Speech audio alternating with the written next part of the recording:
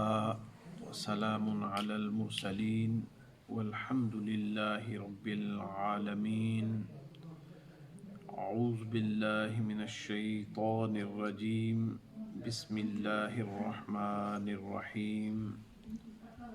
قل إن كنتم تحبون الله فاتبعوني يحببكم الله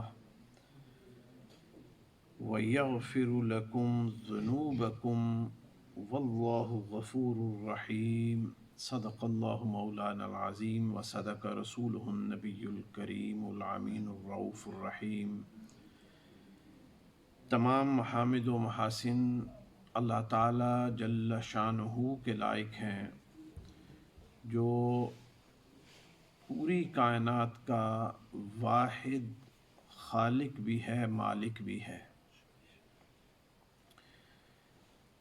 ہر ایک شے، ہر کوئی اپنے فائدے کے لیے دنیا کو چاہتا ہے. ہر کوئی اپنے فائدے کے لیے انسان کو چاہتا ہے. ایک ذات ایسی ہے جو تمہارے فائدے کے لیے تمہیں چاہتی ہے. وہ اللہ تبارک و تعالیٰ کی ذات بابرکات ہے. اور رضائے الہی کا فارمولہ اللہ تبارک و تعالیٰ نے قرآن کریم میں ارشاد فرمایا ہے. دنیا اللہ سے محبت کرنا چاہتی ہے، اللہ سے پیار چاہتی ہے، نماز پڑھتی ہے، زکاتیں ادا کرتی ہے، عبادات کرتی ہے، روزہ رکھتی ہے، بے شمار عبادات انسان کرتا ہے، صرف اس لیے کہ رب کی رضا حاصل ہو جائے. دیکھیں، کیمسٹری کا ایک اصول ہے. ہر ایک چیز کا، ہر ایک علم کا اپنا ایک فارمولہ ہے. جیسے کیمسٹری کا فارمولہ ہے H2O = واٹر.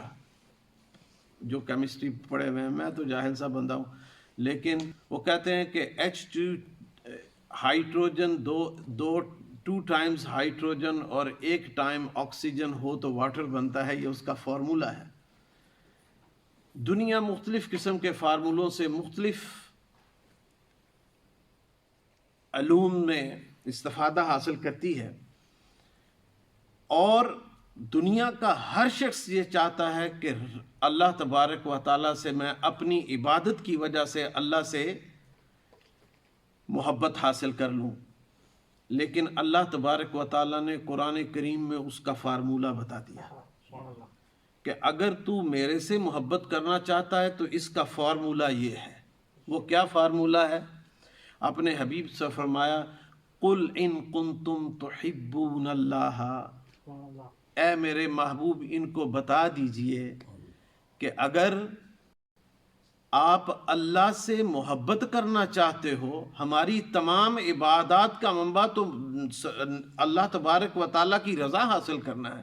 اور اللہ فرماتا ہے کہ اگر تم اللہ سے محبت کرنا چاہتے ہو، اے محبوب ان کو بتا دیجئے کہ اگر آپ اللہ سے محبت کرنا چاہتے ہو تو کیا کرو؟ فَاتَّبِعُونِی، میری اتباع کرو.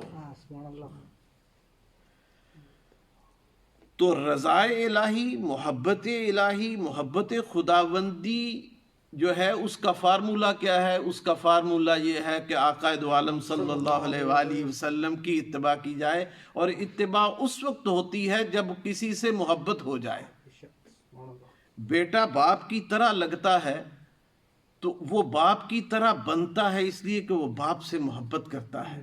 جب ہم آقا دو عالم صلی اللہ علیہ وآلہ وسلم کی سنتوں کو اپنے اوپر لاگو کرتے ہیں تو ہم اس بات کو ثابت کرتے ہیں کہ ہمیں آقا دو عالم سے محبت ہے.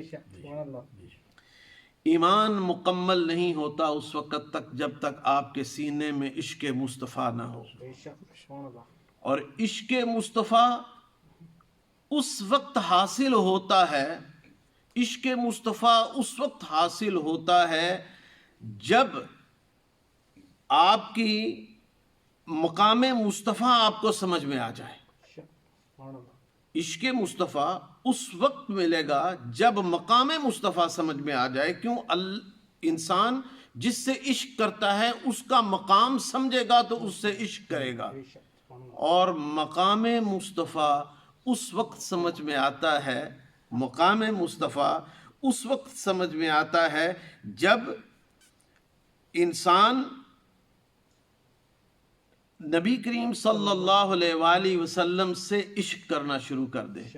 جب عشق کرے گا اس وقت عشق پورا ہوگا جب مقام مصطفیٰ سمجھ میں آئے گا، اور جب مقام مصطفیٰ سمجھ میں آئے گا تو اس وقت مقام مصطفیٰ اس وقت سمجھ میں آئے گا جب عقیدہ درست ہوگا۔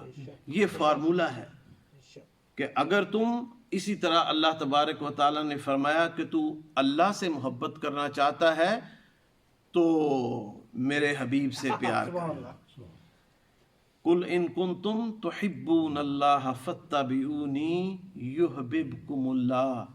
پھر تیسری جگہ پہ جیسے وہ ایزویکل واٹر ہوا تھا نا، اس طرح اللہ تبارک و تعالیٰ فرماتا ہے محبوب ان سے کہہ دو کہ اگر تم اللہ سے محبت کرنا چاہتے ہو تو میرے سے محبت کرو۔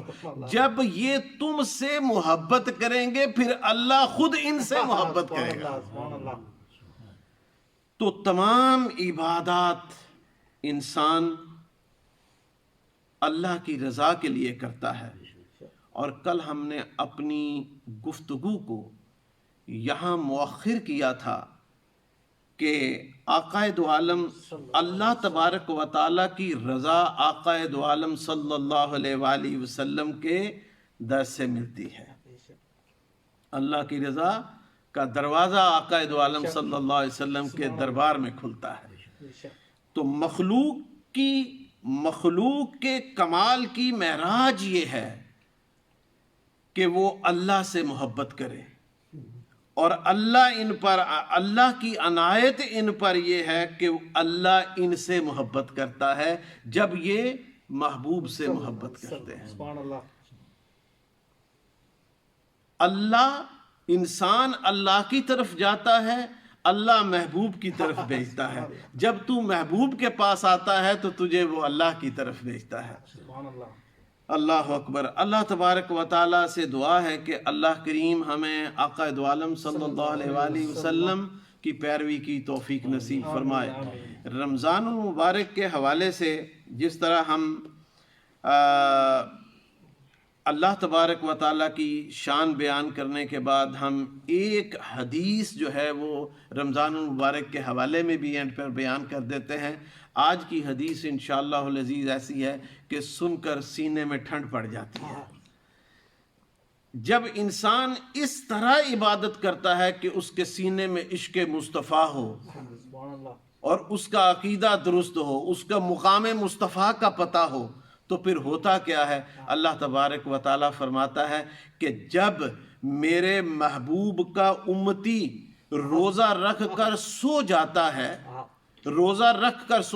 ہے تو اللہ فرشتوں سے کہتا ہے کہ اس کے کھاتے میں یہ مت لکھنا کہ یہ سو رہا ہے، اس کے کھاتے میں لکھنا یہ اللہ کی تسبیح بیان کر رہا ہے۔ اور پھر عرض کیا یا رسول اللہ صلی اللہ علیہ وسلم اگر کوئی سویا نہیں ہے، خاموشی سے بیٹھا ہے تو پھر اس کے لیے کیا حکم ہے؟ نبی کریم صلی اللہ علیہ وآلہ وسلم نے فرمایا اگر روزہ دار روزہ رکھ کر خاموشی سے بیٹھا ہے تو اس کے کھاتے میں یہ لکھو یہ اللہ کی عبادت کر رہا ہے۔ کیوں؟ روزہ اللہ کی عبادت ہے، وہ خاموشی میں بھی بیٹھا ہے تو اللہ کی عبادت ہو رہی ہے۔ اور تیسری بات، حضور اکرم صلی اللہ علیہ وآلہ صحابہ کرام نے مستفید ہونے کے لیے جب رحمت کی برسات ہو رہی ہوتی تھی تو صحابہ کرام سوال پہ سوال کرتے تھے کہ عطا ہو رہی ہے تو لیتے چلو۔ تو سرکار دو عالم صلی اللہ علیہ وآلہ وسلم سے صحابہ نے پوچھا یا رسول اللہ یہ دو باتیں تو نکل گئیں، تیسری بات کہ اگر وہ عبادت ہی کرنا شروع کر دے روزے میں تو آپ فرماتے ہیں اللہ تبارک و تعالیٰ فرشتوں سے کہتا ہے کہ اس کے کھاتے میں اتنا ثواب نہ لکھنا جتنا اس کی عبادت کا ثواب بنتا ہے، یہ روزہ رکھ کر اللہ کی عبادت کر رہا ہے۔ رمضان المبارک کا اللہ تبارک و تعالی ہمیں مستفید ہونے کی توفیق عطا فرمائے۔ وآخر دعوانا الحمدللہ۔